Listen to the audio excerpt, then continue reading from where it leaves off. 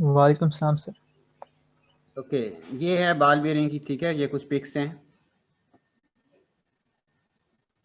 यहाँ पे आपको नज़र आ रही है ना पिक्स जो हैं। Yes sir. ये वो स्मॉल बॉल्स होते हैं, ठीक है। तो वो जो रोटर कोई भी होता है इसके अंदर होता है, ये जब इसके ऊपर रख के उसे मूव कराते हैं तो साथ साथ बॉल भी क्या मूव करते हैं, रोल करते हैं इस तरह से। तो इससे फ्रिक्शन काफ़ी हद तक, कई गुना आप फ्रिक्शन के कम कर सकते हैं, ठीक है। टेंस ऑफ टाइम तक का फ्रिक्शन का, या इससे भी ज़्यादा क्या कम कर सकते हैं जो है। तो मूविंग पार्ट्स यहाँ पे भी होंगे एक दूसरे पे, या स्लाइडिंग पार्ट्स, वहाँ पे हम इस तरह की चीज़, ये यहाँ पे आपको नज़र आ रहे हैं, ये स्पिंडल है ना सेंटर में, यहाँ अंदर इसके इनसाइड बॉल बेयरिंग के यूज़ किया जाता है यहाँ पे। तो ये डिफरेंट डायग्राम साइकिल में भी यूज होता है, और भी डिफरेंट इस तरह से मूविंग पार्ट्स में क्या हम इन बॉल बेयरिंग्स को क्या करते हैं, ये तो सर यूज बेरिंग करते है हैं। तो ना? इनके बेरिंग है, इसको हम उर्दू में बेरिंग कहेंगे जो है, ठीक है। बॉल बेयरिंग वैसे इंग्लिश में, उर्दू में बेरिंग कह रहे हैं इसको, ठीक है। ये जैसा आपको क्या है कि वो फ्रिक्शन को कम करने के लिए, और इसमें इनके दरमियान ग्रीस भी, क्योंकि अगर ये ड्राई होंगे तो फिर ये क्या, फिर भी फ्रिक्शन ज़्यादा होगी, तो दरमियान में हम क्या ग्रीस यूज़ करते हैं। ये डिफरेंट डायग्राम आपको डिटेल में सारी के यहाँ से एक्सप्लेन की जा रही है, इनकी हर तरह का व्यू यहाँ पे दिया जा रहा है, दरमियान में कहाँ पे होते हैं, और ये क्या रोलिंग कर, ये टायरों के दरमियान में यहाँ पे यूज़ हो रहे हैं, ठीक है। टायर मूव करते हैं ना, गाड़ी का है, साइकिल का है, मोटरसाइकिल का है, हर जगह पे यहाँ पे क्या डिफरेंट जगह पे बॉल बेयरिंग के यूज़ किए जाते हैं। और दूसरा जो है पंप की एक और स्कीमेटिक है, वो अगर मैं आपको शेयर करूं यहाँ पे, तो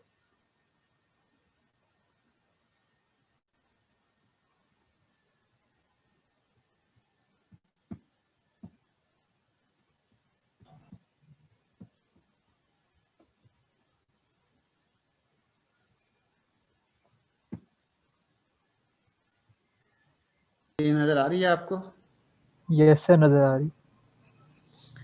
ओके, ये आपके पास जैसे ये एक रोटर की प्लेट है, इस तरह से इंक्लाइंड होती है, आपको बता रहा था, एक स्टेटर की है जो, ठीक है।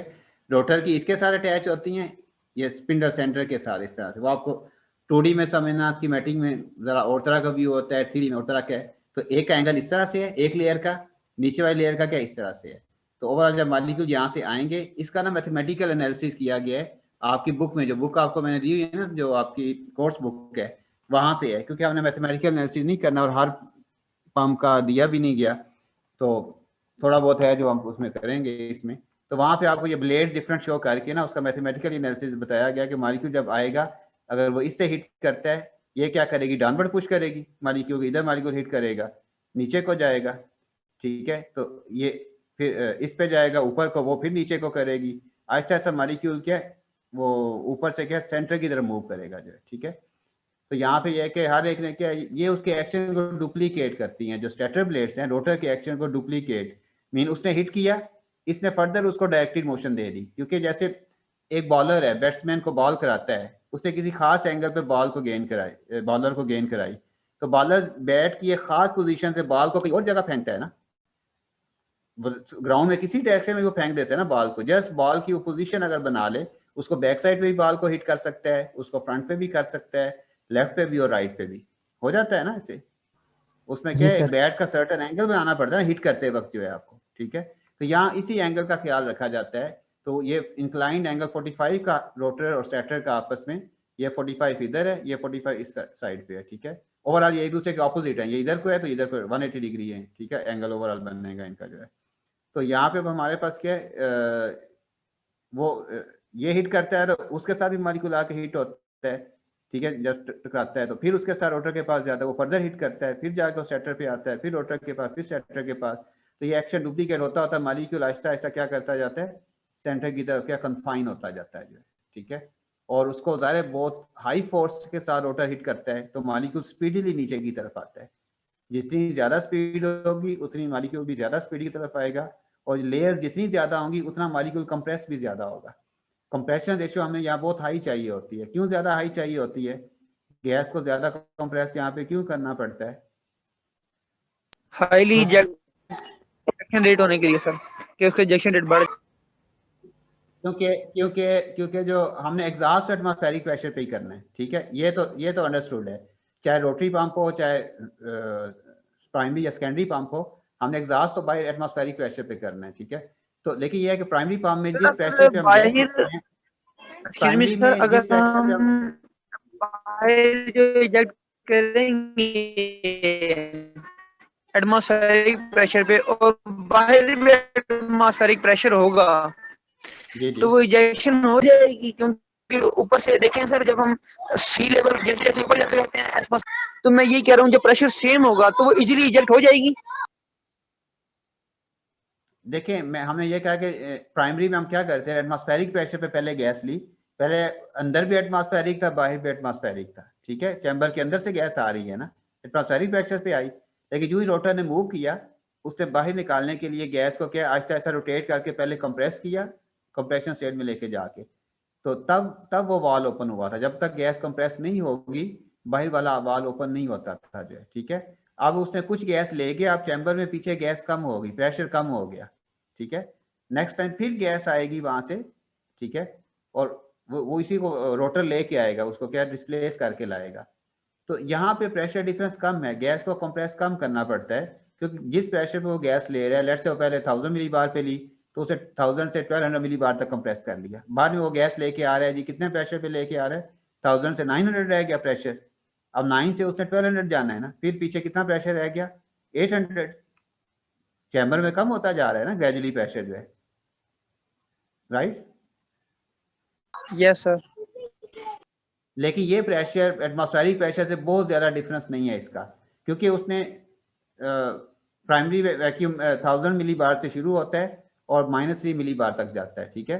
तो आहिस्ता आहिस्ता जितना प्रेशर कम होता जाएगा, उसको गैस को कंप्रेस ज़्यादा करना पड़ेगा जो है, ठीक है, जबकि सेकेंडरी में और ज़्यादा करना पड़ेगा, क्योंकि आप -3 से तो स्टार्ट कर रहे हैं, जब प्रेशर चैम्बर के अंदर -7 रह जाएगा और आपने, ठीक है, -7 वाली सर गैस मैं को भी लेना यही है, बात कह रहा था उसको कि आपको जैसे ही वो कंप्रेस कर देगा ना इसको, कंप्रेस होने का मतलब यही जी होगा जी कि उसका वॉल्यूम कम हो गया, उसका प्रेशर बढ़ जाना है, और जी जी अंदर प्रेशर ऐसे ही ज्यादा है, होगा, फिर बाहर कम होगा, तो वो फिर लो रीजन बिल्कुल की तरफ मूव कर जाएगी गैस।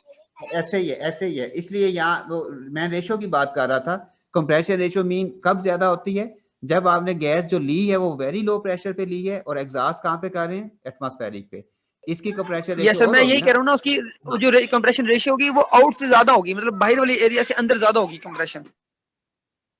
हाँ, अंदर बहुत ज्यादा होगी, आपको बहुत ज्यादा गैस को कंप्रेस करना पड़ेगा, क्योंकि आप -6 से ला रहे हैं गैस को, और कहाँ पे लेके जाना है, 10 रेज़ पर कम से कम भी 3 से ज्यादा, -6 से गैस ला रहे हैं ना, या -5 से ला रहे हैं, -4 से गैस को ला रहे हैं, या -7 से ला रहे हैं, सारे ये सेकेंडरी वैक्यूम की रेंजेस है ना सारी जो है, ठीक है। तो इसलिए अगर गैस को ज्यादा कंप्रेस करना है तो करना क्या पड़ता है, ये रोटर स्टेटर की तहों को बढ़ाना पड़ता है, जितनी ज्यादा ब्लेड्स लगाएंगे उतनी गैस क्या होगी, मोर एंड मोर कंप्रेस होगी।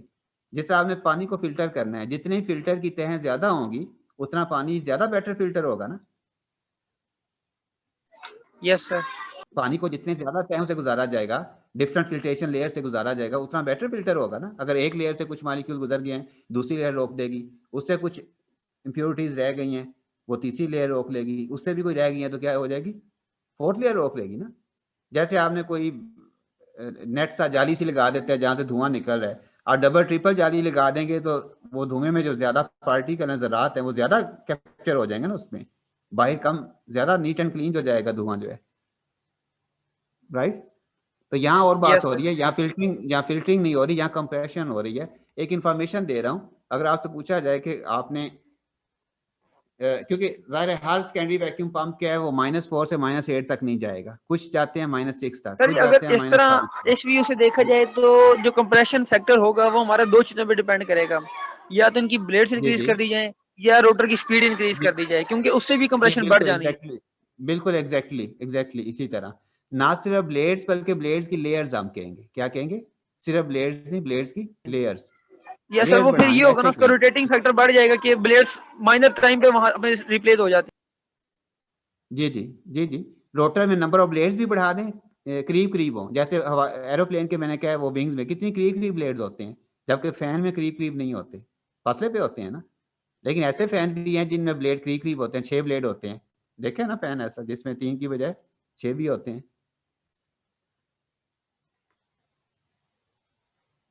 राइट। हैं। Okay sir. ठीक है, तो ये एक सिंपल है, बस इसमें आपको ये यहाँ पे एक बात सीखना है कि यहाँ एक्सियल फ्लो हो रहा है एयर का, ठीक है, ऊपर से एयर वाइडर एरिया में एंटर होती है और नीचे क्या आहिस्ता आहिस्ता कंप्रेस भी होती जा रही है और कन्फाइन भी होती जा रही है, ठीक है। जिस तरह जहाँ एरिया कम हो जाता है वहाँ स्पीड बढ़ जाती है, ठीक है, ऐसे ही है ना यहाँ स्पीड, और ना सिर्फ यहाँ स्पीड बढ़ रही है एयर की, बल्कि यहाँ एयर के डेंस भी हो रही है, डेंस भी हो रही है ना, वही एयर जो इतने एरिया में एंटर हो रही है वो उसे अब छोटे से एरिया में ला के कन्फाइन कर रहे हैं, राइट। तो एयर जब क्लोज क्लोज आ जाती है तो हम क्या कहते हैं, डेंसिटी बढ़ गई है, ऐसे ही है ना।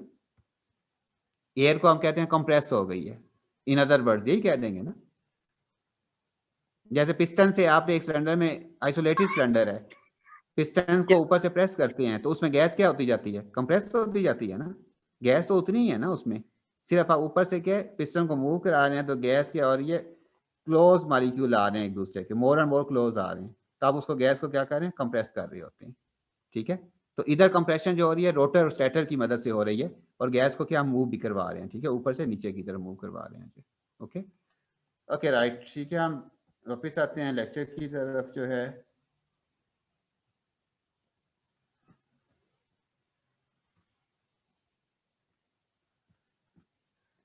ओके, ये स्कीमेटिक है, अब आप इजीली अंडरस्टैंड कर सकते हैं कि ये जस्ट आपको समझाने के लिए ये स्ट्रेट ब्लेड्स हैं, इनको असल में ड्रा करें, ये डायग्राम बनाना आपके लिए मच इजियर है as compare to 3D diagram, right. इसलिए ये इस तरह की डायग्राम बनाई जाती हैं आपको थोड़ा सा समझाने के लिए, लेकिन उससे आप बता दिया कि ये ब्लेड्स क्या है, ये क्या होते हैं, ये इंक्लाइंड होते हैं, इंक्लाइंड एंगल ब्लेड्स होते हैं। इंक्लाइंड मीन कि ये टिल्टेड ब्लेड्स होते हैं, ये इस तरह से स्लेट नहीं होते हैं, ठीक है। टिल्टेड का मतलब है कि डाउनवर्ड मॉलिक्यूल को पुश हमने देनी है, ठीक है। अब यहाँ पे अब हमारे पास फिर क्या है, बॉल बीयरिंग यूज किए जाते हैं, लेकिन एक और बात भी यहाँ पे उसने कही होगी, नोट्सों में लिखी है कि मैग्नेटिक बीयरिंग भी क्या, बीयरिंग भी यूज किए जाते हैं, ठीक है। तो मैग्नेटिक बीयरिंग क्यों यूज किए जाते हैं कि उसमें हम रोटर को लेविटेट कर देते हैं, जिस तरह लेविटेटेड ट्रेन आपने सुना होगा, बुलेट ट्रेन है, हाई स्पीड ट्रेन है, ठीक है, जापान में या अदर कंट्रीज में एडवांस में, जिनकी स्पीड 500 किलोमीटर पर आवर है, तो वो ट्रैक पे नहीं चलती इस तरह, फिजिकली ट्रैक पे वो मूव नहीं करती हैं, ट्रैक से वो लेविटेटेड होती हैं, मैग्नेट लगे होते हैं उसमें ट्रैक पे भी और ट्रेन के नीचे भी। तो इतने पावरफुल मैग्नेट होते हैं जो ट्रेन को ट्रैक से थोड़ा ऊपर उठा के रखते हैं, ठीक है। तो टच नहीं कर रही होती ट्रैक पे जो ट्रेन है, तो अब यानी कि वो समझ हवाई जहाज की तरह एयर में ही मूव कर रही है, ठीक है, ग्राउंड पे ही है लेकिन ग्राउंड से थोड़ा ऊपर उठ के मूव कर रही है वो। तो लेकिन इस वजह से उसकी फ्रिक्शन कम हो गई, रोलिंग भी नहीं रही, स्लाइडिंग तो स्लाइडिंग या रोलिंग फ्रिक्शन, किसी तरह की फ्रिक्शन नहीं, सिर्फ और सिर्फ क्या एयर की फ्रिक्शन है। तो एयर की फ्रिक्शन तो फिर ज़ाहिर फेस करनी पड़ती है, उसके लिए उसकी शेप को इस तरह से बनाया जाता है, जिस एरोप्लेन की शेप है, जिस तरह हम आगे नोजल शेप है, उसका जो फ्रंट एंड होता है उसको हम नोजल शेप में बनाते हैं एरोप्लेन का, जिस तरह, ताकि एयर की फ्रिक्शन को कम से कम किया जा सके, इसलिए उस ट्रेन को हम ज़्यादा हाई स्पीड से मूव करा लेते हैं। तो टर्बो मॉलिक्यूलर पंप में दोनों बियरिंग यूज़ किए जाते हैं, बॉल बियरिंग भी और मैग्नेटिक बियरिंग भी। जो ज़रा चीपर पंप है उसमें मैकेनिकल ये बियरिंग, बॉल बियरिंग यूज़ किया जाता है, उसकी स्पीड लेकिन बहुत ज़्यादा नहीं होती, वो 30,000 RPM तक होती है। लेकिन अगर आपने मैग्नेटिक बियरिंग यूज़ करना है तो you can go up to 90,000 RPM जो है, ठीक है। तो मैग्नेटिक बियरिंग वाला सेटअप ज़रा एक्सपेंसिव होता है, ठीक है। बॉल बियरिंग में तो जस्ट ये मेटल ही यूज़ होती है, आयरन के वो बॉल से होते हैं और ग्रीस लुब्रिकेंट यूज़ किया जाता है। मैग्नेटिक बियरिंग में आपको मैग्नेट्स या इलेक्ट्रोमैग्नेट्स यूज़ करने पड़ते हैं, ठीक है, और इसको लेविटेट करके रखना पड़ता है। तो खाली लेविटेट ही नहीं करना, और भी उसमें एक प्रॉब्लम है कि जो लेविटेट, ये फिक्स चीज तो मूव नहीं करती, इधर उधर नहीं हिलेगी, बॉल बेरिंग भी नीचे भी फिक्स कर दिया आपने, ऊपर भी कर दिया। अब ये रोटर जब हाई स्पीड से मूव करेगा तो स्टेबली मूव करेगा, तो ये अगर इधर उधर हिल गया जरा सा भी, क्योंकि 1 मिलीमीटर गैप है, कोई ऐसी सर्टन वाइब्रेशंस आ गई जब पंप को बहुत ज्यादा झटका सा लगा, तो कोई ऐसी कोई रीजन भी हो सकती है, या ये हीटअप हो के ये रोटर या स्टेटर एक्सपेंड कर गए हैं, थर्मल एक्सपेंशन होती है ना मेटल्स की, अगर ये दोनों एक्सपेंड कर जाए, हीटअप होगी और ये एक दूसरे को टच कर जाए, तो गैप बहुत नैरो होता है, लेस देन मिलीमीटर होता है, और लेस देन मिलीमीटर बहुत फिजिकली वेरी माइन्यूट गैप है। तो इवन हीटअप होकर थर्मली एक्सपेंड करके भी ये क्या है उस गैप को फिल कर सकते हैं और ये इसको टच कर सकता है, जिससे पंप क्रैश हो सकता है जो है। तो लेविटेटेड में तो डेंजर ज्यादा है ना, कि वो तो मौलिक है, जरा सा उसे कोई पुश मिली कहीं इधर उधर से, तो क्या है ऊपर नीचे ब्लेड आपस में टकरा जाए या साइडों पे टकरा जाए, तो उसके लिए फिर हमने सेंसर लगाया हुआ होता है यहाँ पे, जो जरा सा ये इसकी पोजीशन डिस्टर्ब होती है तो सेंसर क्या करता है उसको स्ट्रेट कर देता है। अगर ये थोड़ा टिल्ट होने लगता है तो सेंसर उसको स्ट्रेट कर देगा। स्ट्रेट कैसे करेगा?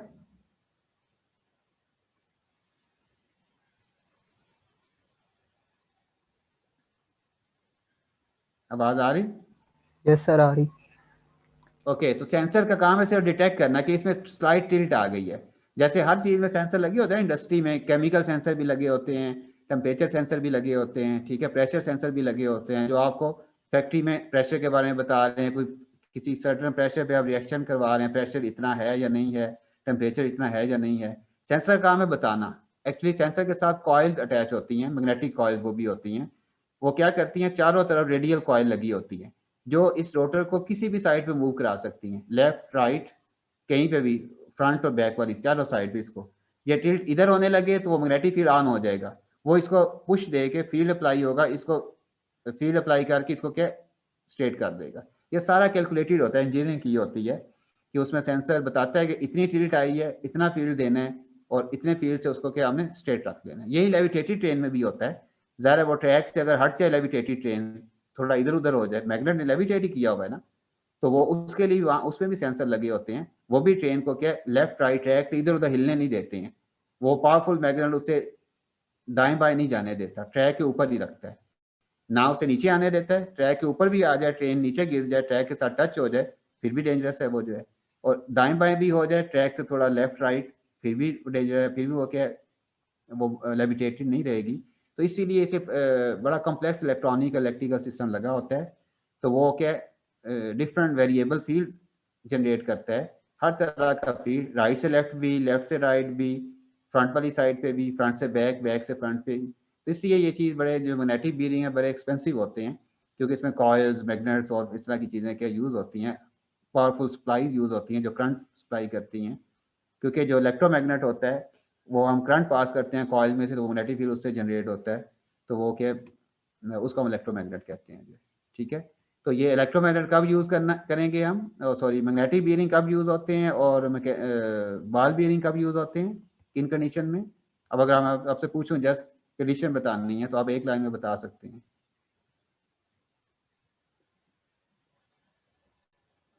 जी,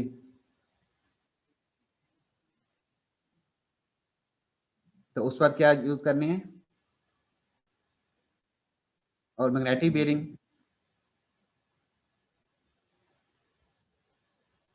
तो आप इस तरह कहेंगे जब हमने इसको नॉर्मल स्पीड से मूव करना है, लो स्पीड से, टर्बो की लो स्पीड 30 है, वैसे रोटरी रूट के लिहाज से ये बहुत ज़्यादा है, लेकिन टर्बो के लिहाज से ये कम है, क्योंकि टर्बो में आपको गैस बहुत ज़्यादा डाइल्यूट हो चुकी होती है।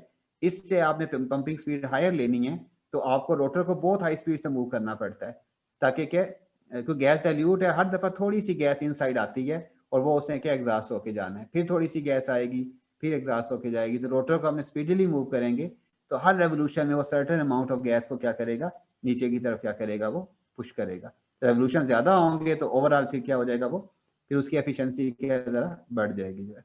तो आप कहेंगे कि नॉर्मल स्पीड के साथ मूव करना हो तो हम क्या है लो स्पीड कह लेते हैं जिसे, बल्कि लो स्पीड के साथ तो बॉल बीयरिंग यूज़ करेंगे, और इसको अगर फुल स्पीड के साथ इसकी मैक्सिमम स्पीड जो है हाई स्पीड से मूव करना है तो उसके उसके लिए हम इसके लिए मैग्नेटिक बीयरिंग यूज़ करेंगे, क्योंकि उसके लिए हम फ्रिक्शन को अफोर्ड नहीं कर सकते, इवन रोलिंग फ्रिक्शन को भी अफोर्ड नहीं कर सकते इतनी हाई स्पीड पे। जितनी एरोप्लेन की स्पीड होती है उतनी स्पीड से आप ग्राउंड पे, जमीन पे कार को चला सकते हो?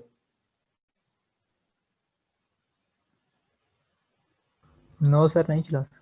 क्योंकि चलो जी आप पावरफुल उसकी मोटर इंजन ले भी आए, उसकी इंजन ले भी आए जो इतनी स्पीड उससे दे दे, लेकिन क्या वहां पे उसकी फ्रिक्शन इतनी ज्यादा होगी टायर्स की रोड के साथ, ठीक है। कोई रोड भी ऐसे स्पेशल बनाने पड़ेंगे, पहली बार बन भी जाए तो फ्रिक्शन इतनी ज्यादा होगी कि वो टायर बर्स्ट होने का भी खतरा है, ठीक है। टायर बहुत ज्यादा हीटअप हो जाएगा, ठीक है। ओके, तो ये एक सिंपल है, इसमें भी रोटरी है जो गैस को क्या करता है, मोमेंटम ट्रांसफर कर रहा है गैस मॉलिक्यूल को, तो वो डायरेक्टेड कंपोनेंट मोमेंटम ट्रांसफर कर रहा है फ्रॉम आउटलेट टुवर्ड्स इनलेट, जिससे गैस मॉलिक्यूल क्या मूव करते हैं, एग्जॉस्ट की तरफ जाते हैं, और एग्जॉस्ट पे वो गैस पहले कंप्रेस होती है, इसी तरह ग्रेजुअली कंप्रेस होने के बाद एग्जॉस्ट से क्या वहाँ के यहाँ से रिमूव कर दी जाती है।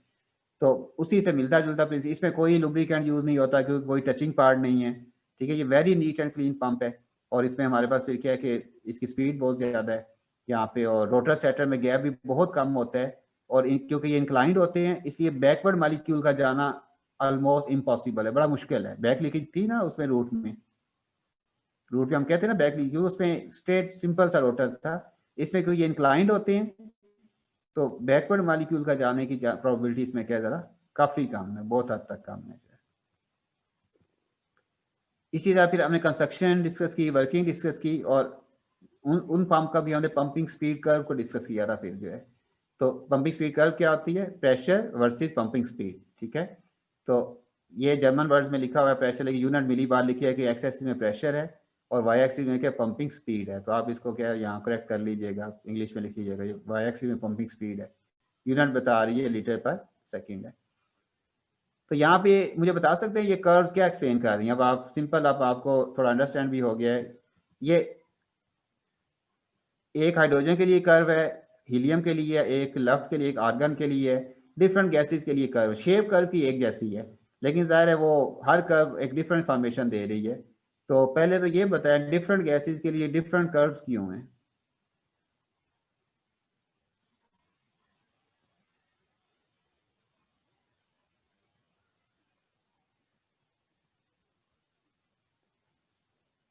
अच्छा, इन दो कर्व में क्या फर्क है? आर्गन के लिए जो कर्व है और ये हाइड्रोजन के लिए है, इसमें दोनों में क्या फर्क है? इस पॉइंट वाई एक्सिस में देखें तो क्या फर्क है दोनों के लिए?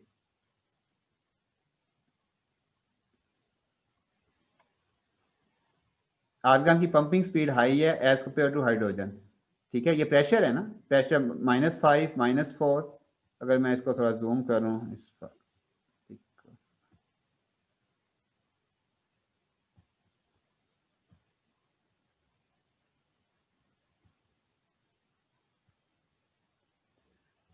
ये -4 प्रेशर है, -4 -3 -2 -1 और इधर आगे 0 एटमॉस्फेरिक प्रेशर है जो, ठीक है।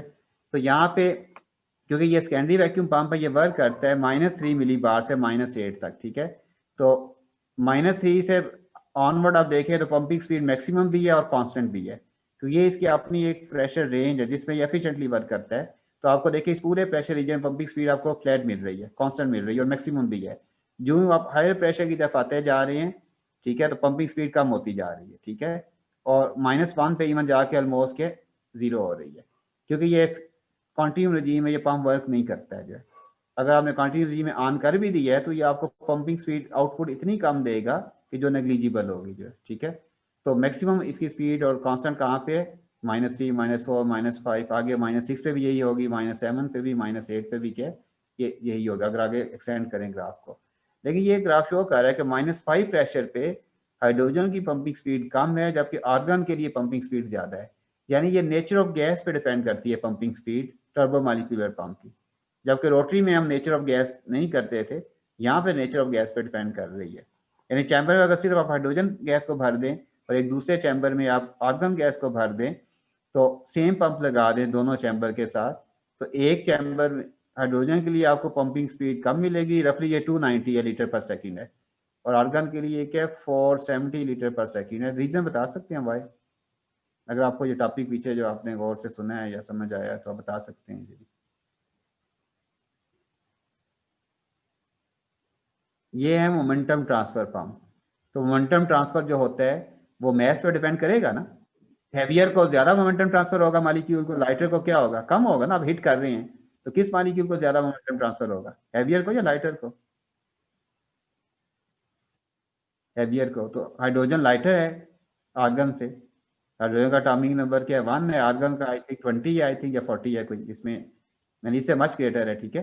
तो इस तरह हीलियम हाइड्रोजन के बाद आती है, ठीक है, उसकी पंपिंग स्पीड 390 है रफली जो है, इसकी 290 है, हीलियम की इससे ज़्यादा है जो है, ठीक है। तो इस तरह ये कि गैस की नेचर पर डिपेंड करेगा। जिसे हमने कंडक्टेंस पढ़ा था, मॉलिक्यूलर फ्लो कंडक्टेंस, उसमें मैथ्स आ रहा था ना कि मॉलिक्यूलर रजीम में जो पाइप की कंडक्टेंस है वो गैस के मैसेज पे डिपेंड करती थी ना, जबकि कॉन्टिन्यूम में वो डिपेंड नहीं करती थी ना, वहां नहीं आता था ना मैथ। तो यहाँ पे भी आएगा, ठीक है। तो ये मैथ्स पे डिपेंड कर रही है जो पंपिंग स्पीड है, यहाँ पे ग्राफ शो कर रहा है। अब ये क्या वजह है कि ये अब आप बता सकते हैं कि कॉन्टिन्यू रजीम में ये स्पीड क्यों डाउन होती जाती है पंपिंग स्पीड और 0 हो जाती है? इसकी फिजिक्स क्या है? ये तो हमें पता है कि सेकेंडरी वैक्यूम पंप प्राइमरी में काम नहीं करता, लेकिन अब इसकी रीजन क्या है? ये ग्रेजुअली स्पीड डिक्रीज होती है, जितना मोर एंड मोर कंटिन्यूम की तरफ जाएंगे उतनी स्पीड ग्रेजुअली डिक्रीज होते होते होते क्या फिर 0 हो जाएगी।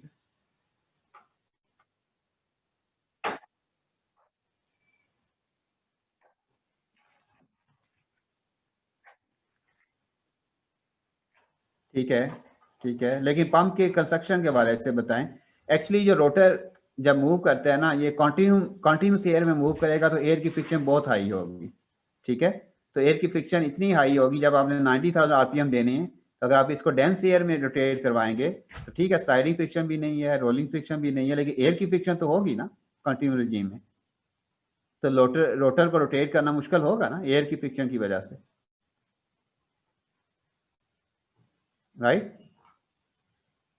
तो यहाँ एयर की फ्रिक्शन की वजह से देखिए आपको स्पीड तो मिल रही है ना, ये नहीं कि पंप स्पीड नहीं दे रहा, पंपिंग हो रही है लेकिन बहुत कम एफिशिएंसी के साथ हो रही है। ये 100 है, -2 प्रेशर पे पंपिंग स्पीड 100 है, और -3 पे ये रफली क्या है 250 है या 230 है, और अगर -1 पे आप जाएं तो ये रफली क्या है 10-20 क्या पंपिंग स्पीड मिल रही है। इस तरह एटमॉस्फेरिक है तो बिल्कुल जीरो हो जाएगी जाके। तो ज़ाहिर ये पंप जो डिज़ाइन किया गया है ये मॉलिक्यूलर रिजीम के लिए किया गया है, तभी तो इसको हाई स्पीड दे पाए हम, इतनी ज्यादा स्पीड जो है, ठीक है। तो जैसे रूट पंप को कोई टचिंग पार्ट नहीं था रूट पंप में भी, लेकिन हम उसकी स्पीड 3000 से ज्यादा नहीं करते। क्यों नहीं करते? क्योंकि उसका रोटर कंटिन्यू रिजीम में रोटेट करता है एयर का, तो वहाँ एयर का प्रेशर क्या एटमॉस्फेरिक प्रेशर से वो क्या हम उसको ऑन करते हैं और -3 तक उसको क्या वर्क करवाते हैं। तो एटमॉस्फेरिक प्रेशर पे उसको ऑन करना है, तो इसलिए हम उसकी स्पीड क्या फिर बहुत ज़्यादा नहीं रखते हैं, 3000 रखते हैं। तो इसको भी क्या फ़र्क और कोई भी नहीं है। अगर आप इसकी गैस को डाइल्यूट करेंगे, यही फ़र्क नज़र आ रहा है, डाइल्यूट गैस होगी तो ये एफिशिएंटली काम कर रहा है, डेंस गैस होगी तो ये एफिशिएंटली काम नहीं कर रहा, बल्कि वहाँ ये पंप बहुत ज़्यादा हीटअप होकर क्रैश भी हो सकता है। एयर के पीछे अगर बहुत ज़्यादा बढ़ जाए तो फिर इतनी ज़्यादा हीट जनरेट होगी, ये क्रैश भी हो सकता है, ठीक है। ओके, ये सेशन एंड होने वाला है, टॉपिक भी कंप्लीट हो गया है, तो बाकी कल इंशाल्लाह क्या आपकी क्लास होगी।